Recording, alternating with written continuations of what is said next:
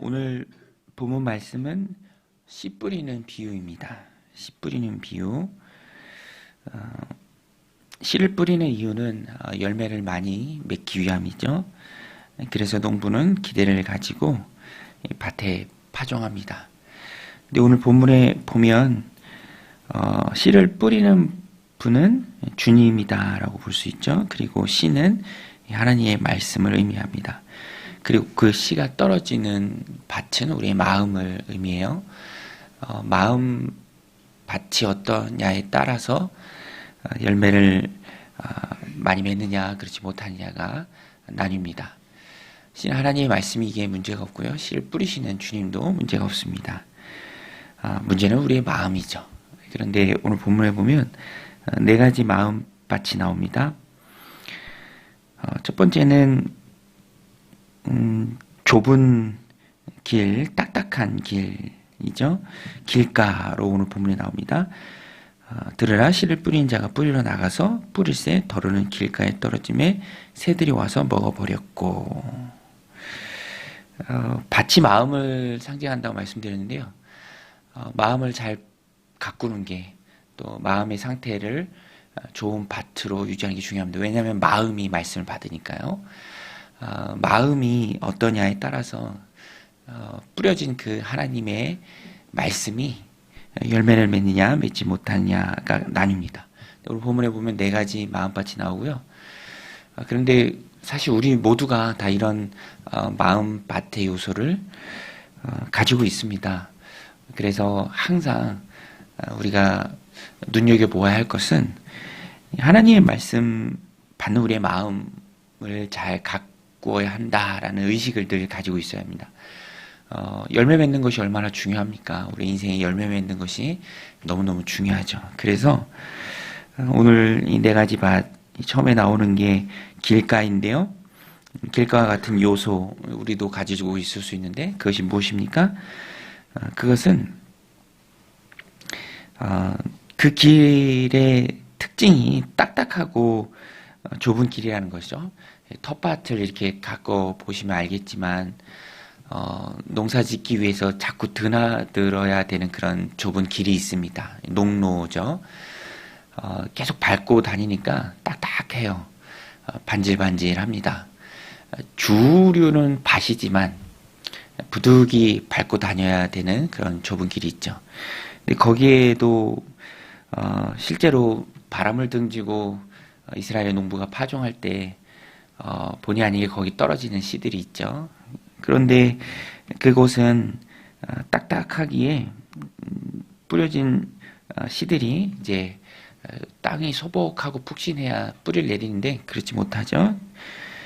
그래서 노출됩니다.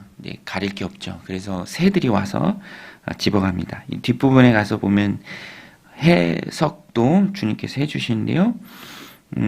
쉽게 딱딱하게 땅을 뚫고 뿌리를 내릴 수 없어서 씨앗이 그대로 노출되기 때문에 새들의 먹이로 사라지고 맙니다. 이게 우리들 가운데도 조금씩은 있을 수 있다라고 말씀드렸는데요. 또 이런 마음의 상태를 가진 분들을 우리가 만날 수 있고 또 이끌어 주어야 하기도 하고 또 그들에게 복음을 전하기도 해야 하기 때문에 이런 밭이 있다는 것을 아는 것으로 끝나는 것이 중요한 게 아니라 이런 마음의 밭, 길가와 같은 마음의 밭은 어떻게 대하는 게 중요한가.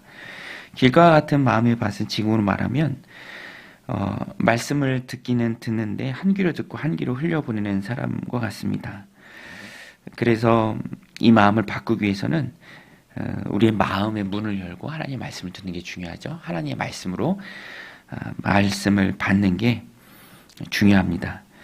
그리고 듣는 순간 어느 때 내 마음 가운데 흘려 듣는 상태일지라도 그 마음에 와서 닿을 때가 있다면 그때 지체하지 말고 또 그 말씀대로 실천해 보는 것, 헌신하는 것이 중요합니다. 두 번째가 돌밭이죠. 돌밭은 겉으로 보기에는 흙인데 흙은 얇고요. 밑에는 다 돌밭입니다. 그래서 씨가 떨어져서 뿌리를 내린다 한들 깊이 내리지 못하죠. 식물에게 있어서 뿌리가 얼마나 중요합니까?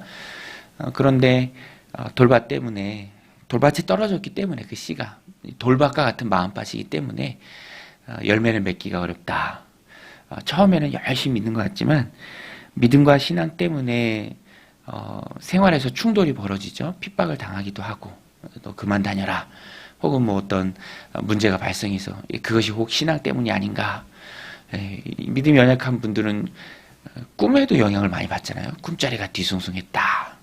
뭐 그런 일들로 인해서 믿음과 신앙을 지속할 수 없는 것, 돌밭과 같은 마음이죠. 그런 분들, 혹 내 안에 그런 요소가 있다면 우리가 복음 전하다 그런 분들 만난다면 권면해야 할 것은 말씀을 공부하는 것이죠. 성경 공부하는 것입니다. 믿음은 감정적인 것이 아닙니다. 말씀에 뿌리를 두어야 흔들리지 않고 폭풍과 홍수의 때에도 견고하게 자라갈 수 있다라는 것입니다. 그래서 신앙은 고난을 이겨내야 하는데 현실의 충돌을 이겨내야 하는데 그것은 말씀에 있죠. 말씀에 뿌리를 내리는 작업을 해야 합니다. 마지막으로 좀 중요한 게 부정적인 밭 중에 마지막으로 나오는 게 가시떨기입니다. 이런 요소가 다 있죠.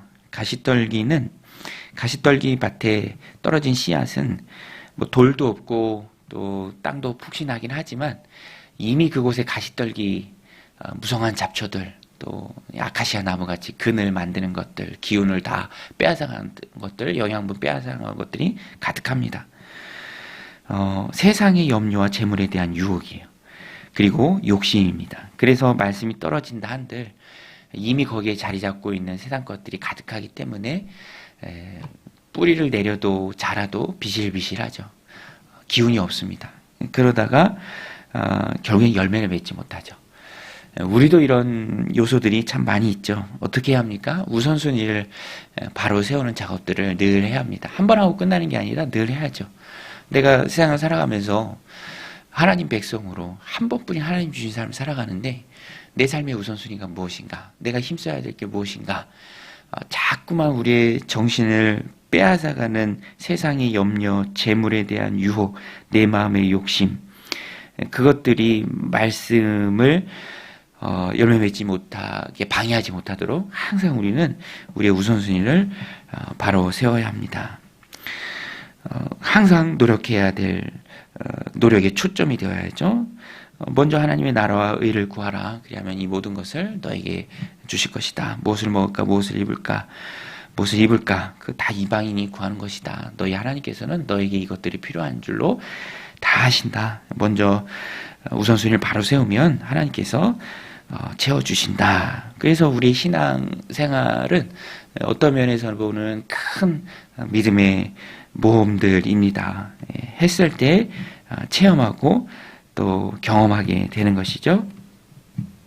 그리고 마지막에 나오는 게 바로 좋은 땅입니다. 8절에 보면 더러는 좋은 땅에 떨어짐에 자라무성하여 결실하였으니 30배나 60배나 100배가 되었느니라 하시고 또 이르시되 들을 귀 있는 자는 들으라 하시니라. 여러분, 좋은 땅이 열매 맺는 줄로 믿습니다. 좋은 땅이 우리의 마음이죠. 우리는 하나님 백성입니다. 다르게 살아가는 하나님의 백성입니다. 섞여 살지만 우리의 마음은 좋은 땅이 되어야 합니다. 그래서 세상에 살아가면서 많은 열매를 맺어야죠. 이 좋은 땅이라는 것이 본문의 평행 본문인 누가복음에 보면 이 말씀을 듣고 받았기 때문에 좋은 땅이 돼요. 왜 좋은 땅입니까? 말씀을 듣고 받는 땅이기 때문에 좋은 땅이 되는 거예요. 그러니까 말씀을 듣고 받는 땅이 좋은 땅이에요. 그래서 우리는 말씀을 듣고 받아야 하는데 누가복음에 보면은 말씀을 받는다라는 것을 말씀을 듣고 지키어 인내로 결실하는 자라고 표현했습니다. 듣고 지켜 인내로 결실하는 자. 듣고 지키는 가운데 인내가 참 중요합니다. 성도는 하나님의 말씀을 내게 주시는 하나님의 말씀을 받고요. 또 인내하며 결실하는 데까지 나가야 합니다. 내게 주시는 말씀으로 받고 그 말씀 꼭 붙들고 인내하고 결실하는 데까지 나가는 것. 중간에 쉽게 포기하지 않고 그것이 좋은 밭의 특징입니다. 오늘 이 말씀 마음에 새기고 우리는 세상 사람들과 다릅니다. 다 달라요. 모든 게 다 다릅니다.